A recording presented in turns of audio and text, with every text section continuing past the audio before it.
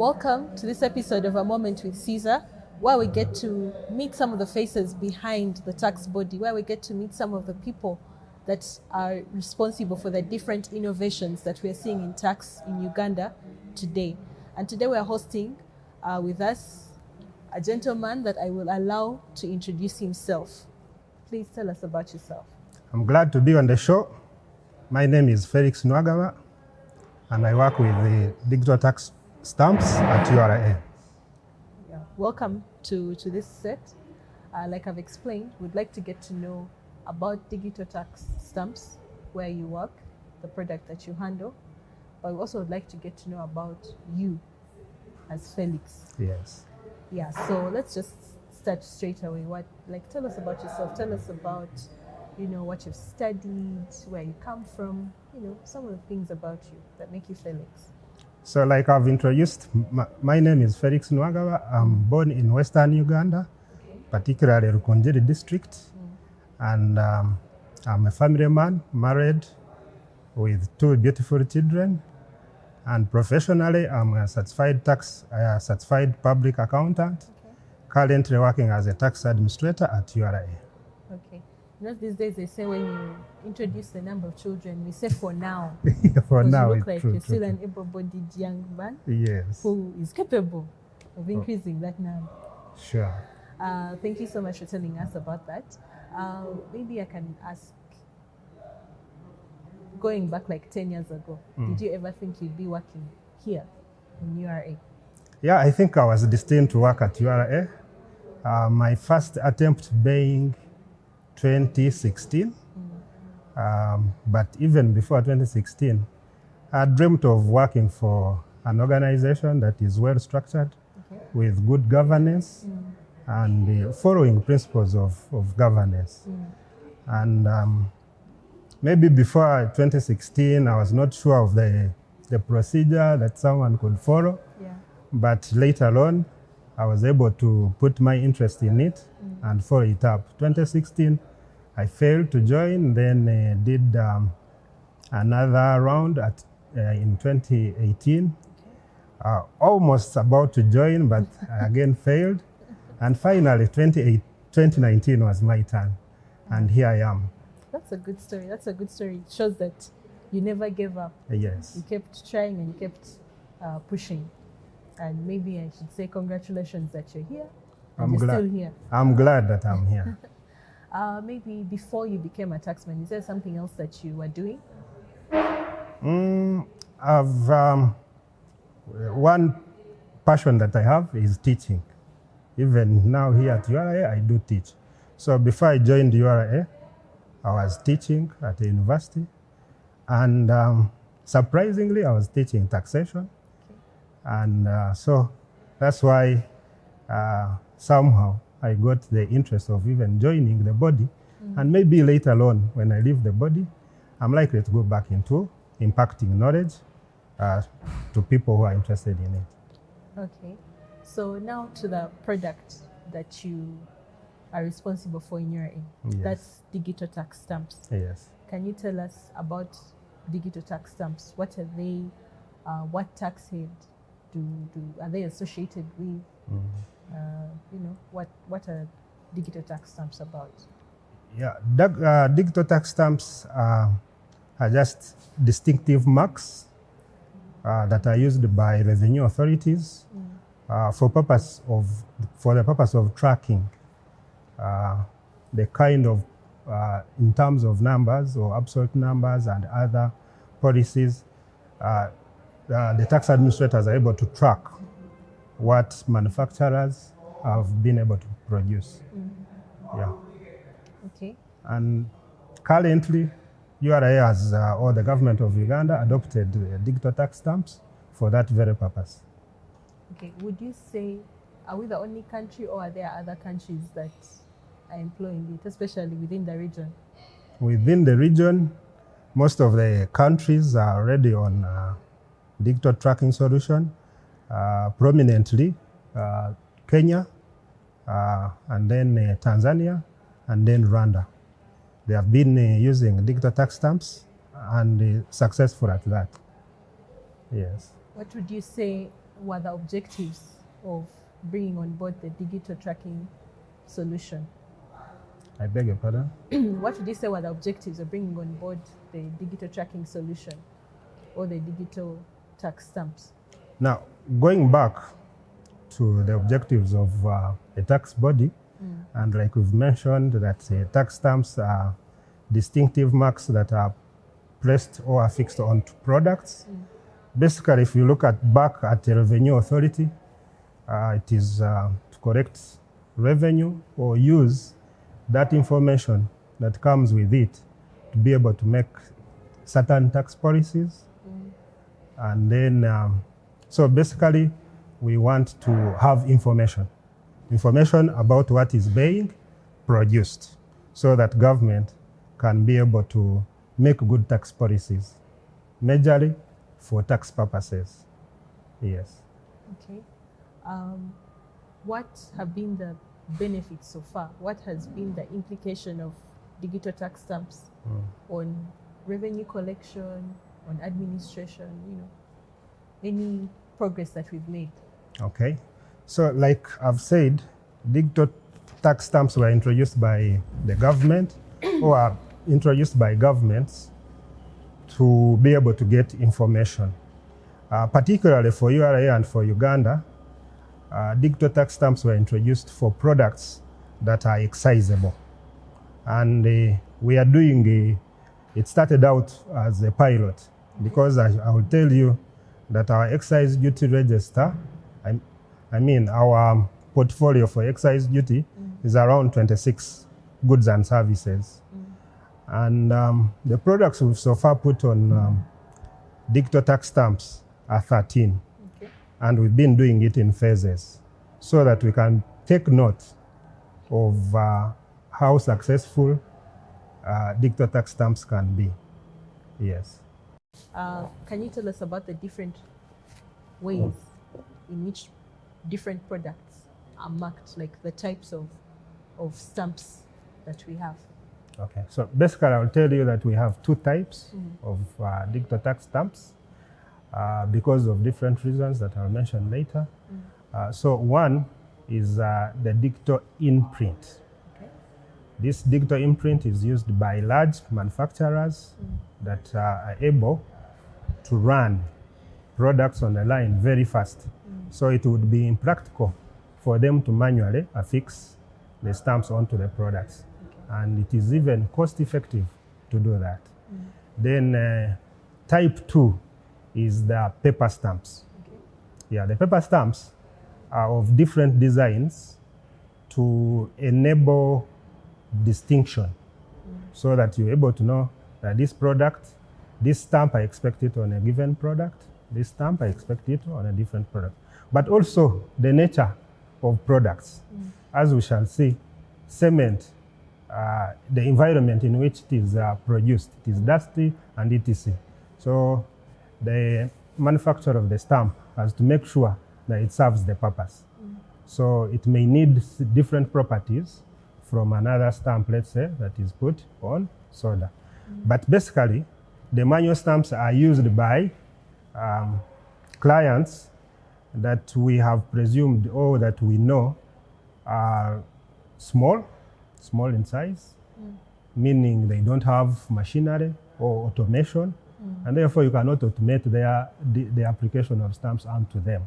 Okay. So what we do, we provide those stamps. They are manual, they are fixed manually, they are the processes are largely manual rather than automated. Okay, so it's basically something you can do with your hands, like you can get the product and just stick the stamp. Yeah. On it. Probably later on when because automation also has stages. There are those that are semi-automated. So for those that are semi-automated, they may use paper stamps, but for example, the application may be automated. We have what we call a stamp applicator. So yeah, different levels, different types. All right. So sometimes when you look at the paper stamp especially, you can see UNBS on it. So can we talk about some of those partnerships that we have in the application of the digital tax stamps? I know that one of them is UNBS. and the other is SICPA. So can you tell us a bit about that?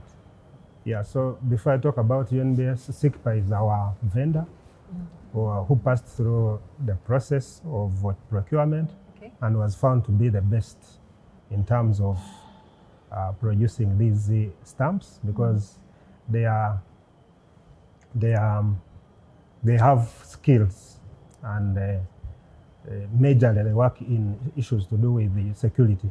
So if we talk about stamps, then we're talking about security features. Yeah, so basically we are partnering with SICPA to deliver those stamps according to how we want them. And then the other partner is UNBS, and we all know the purpose of UNBS is standardization. And initially, when we came out with this solution, one of the major objectives of the solution is to enhance that standardization. But remember, we have a standards body that does standardization. So that's why we partnered with it. For example, at the onset, when we're registering a client onto the register, we make sure that what they are going to produce is of standard. So therefore, we require that that standard, I mean that client, is qualified by UNBS. Yes. Okay. So we've seen the benefits of DTS, or the digital tax stamps, for the taxman to help us collect revenue, to increase the register and the like. But have you had some scenarios that you can share about the benefits for the taxpayer? Quite a number. I'll mention a few. One, the taxpayers, as you know, especially for these small players, they do not keep records. DTS is a form of keeping records. You're able to know, the client is able to know how much he's producing, and then that helps them, that's another point, it helps them to stop those inventory leakages. For instance, they are producing, because you may not be all around the factory and etc. People produce, and the employees in some way or the other end up taking away some products that you are not aware of and are able to sell. You go into the market, people are selling products that you are actually yours. Now with DTS, you are able to track, because you're able to count how many DTSs you've used. And then the other thing, you could have a brand ambassador, and apart from it coming out from your employees, we have so many other people who do counterfeit products in your name. They want to pretend that you are the one producing. So you go in the market, someone has already presented another product in the market as if it was yours. But with DTS, it's not possible that we shall give stamps to another person and then he is able to use that stamp onto the product that is not his. If he does so, we're able to know. Yeah, so the client may as well put their own control systems. For example, they could have a brand ambassador who moves out in the market to do that market search. So we have equipped our manufacturers or our clients. They're able to scan and find out whether this product actually belongs to them. For any disparities, then they come back to us, we collaborate with them, and they are able to either prosecute or at least to stop the other person from faking their products. So I would say that since the introduction of digital tracking solution, our clients are now confident that the products they have in the market are theirs, or at least they are confident that with DTS they will be able to get the culprits. Okay, so now let's talk about the challenges, the side of DTS that has not been rosy. Yes. You know, those thorns that come along with the rose. You can tell us, and I would like to make it like a 3-part. What are the challenges? on the taxpayer's side? What are the challenges for the taxman, but also you as a person in this process of working with URA and interacting with the different taxpayers? What are the challenges that you've faced? Beginning with myself or with the Revenue Authority? Whoever. Okay. So beginning with the Revenue Authority, definitely from any other behavior of taxpayers is that taxpayers are not willing to embrace DTS. They look at it as a burden in terms of cost. They look at it as a burden because it is going to unearth them. They are now going to tell us exactly what they are producing. And you and me know very well that if we know what they are producing, then we're able to tell how much tax they have to collect. Okay. Yeah, so that has always been a burden. Then we have instances of the register keeping on changing because you have people who are falling out. So you have people who are falling out, you have people who are going on. So you can't easily tell how many do you have, how much can they be able to bring in, because the environment keeps on changing. As some are dropping out, others are joining. Yeah, that's from the side of URI and myself.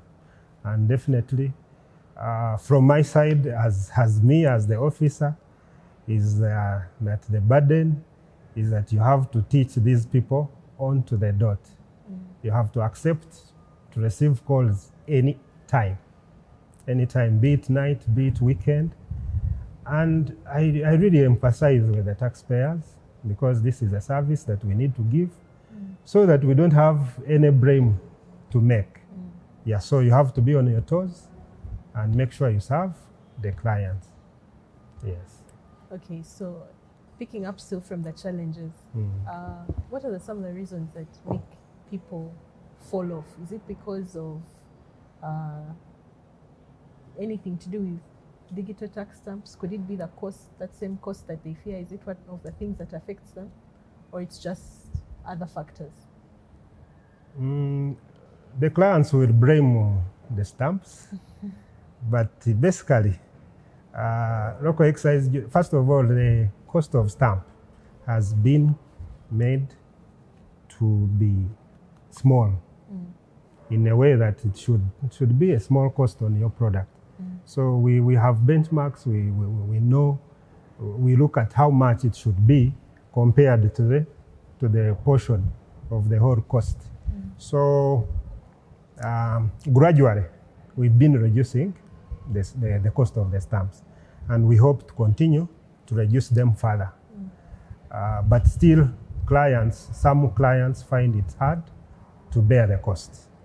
And my advice would be, this cost is basically borne by the final consumer. Okay. When your product is good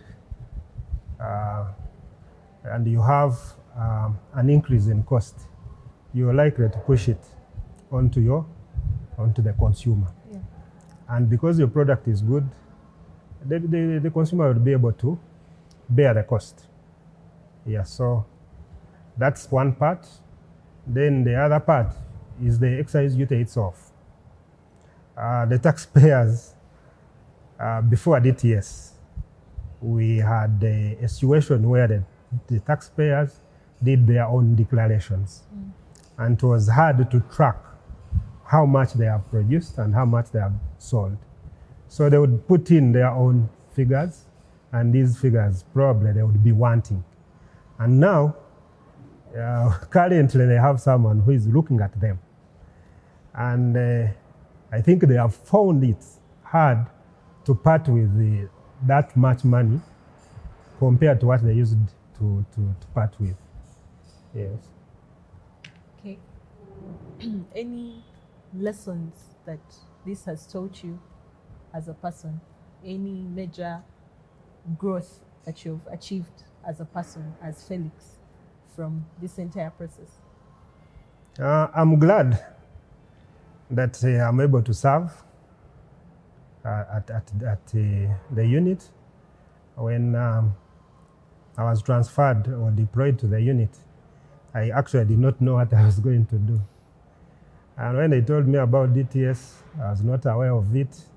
It felt like science, and yet I'm not a scientist. So I didn't know what to expect, but God can lead you to places. And whereas you may have that fear of the unknown, once you get there, you'll be fine. The biggest achievement I've been able to have is to serve people, and they appreciate for that. They appreciate it for that. Yeah, to be able to know that someone really actually appreciates. I feel good. At the same time, when you're serving your employer. So both ways, you're able to serve the client, and he goes with a smile. But at the same time, I'm able to apply the principles of taxation and what I've been sent for by the body to achieve. Yeah, so I'm so grateful for that. Okay. So where do you see yourself in the next 5 or 10 years? Myself in the next 5-10 years, probably I'm still here at URA serving, maybe at the higher level than I am currently, but also having personal developments outside there, maybe having a business of your own, maybe having a part-time teaching, like I've told you. I have a passion for that. Yes, so I will be around. Okay. What do you take pride in your entire experience? What do you take pride in? I take pride in serving humanity. Like I've already said, what are we here for? God created us for service, to serve Him and then to serve humanity. So while I'm at the body, I'm glad that I'm able to serve, and that service is taken positively. Yes. Okay, so as we conclude, what are some of the things that URA is doing to help people, or to help the different taxpayers in the different in their different categories to embrace and to continue taking up DTS? URA is doing a number of things, but most importantly, we are listening to our clients, listening to the pains that they go through. For instance, we've already talked about cost. We have always engaged our service provider to make sure the cost is minimized, because we know once the cost of digital tax stamps reduces, then it will have a very big impact on how they comply. Yeah, so most importantly is to listen to them anytime, any day. Be it our top highest person is able to listen. He has been able, open door, to say, let me listen to these people, let me take what they are saying, and then we round table, we discuss, so that this becomes a success. Because digital tax stamps has come, it is not likely to go away. The only thing is that we have to learn to live with it. Live with it in a way that it gives us those milestones we've talked about, both the revenue body or the country to be able to do what we ought to do or what we are meant to do. But at the same time, this solution should be of an advantage to the taxpayers. And those that are already on the system can testify that they have got advantages with the system. So, any parting shots for our viewers who have spared the time to tune in and listen to us? To you, our viewers and our taxpayers, I want to thank you for listening to us. I'm so grateful. We don't take it for granted. And to assure you that we are always there to serve you in any way possible through our telephones, our emails, and most importantly, we are physically there to create that personal physical touch so that we make Uganda a great place to live in. I thank you. Thank you so much. Thank you so much for sparing this time to share with us. And thank you to our viewers. I think we've had a good time getting to know Felix, but also getting to know what Felix handles on a daily, which is the digital tax stamps that we usually shorten as DTS. So I hope this has been enlightening. I hope you've been encouraged by a man who is so proud to be serving his God, serving humanity, serving his nation.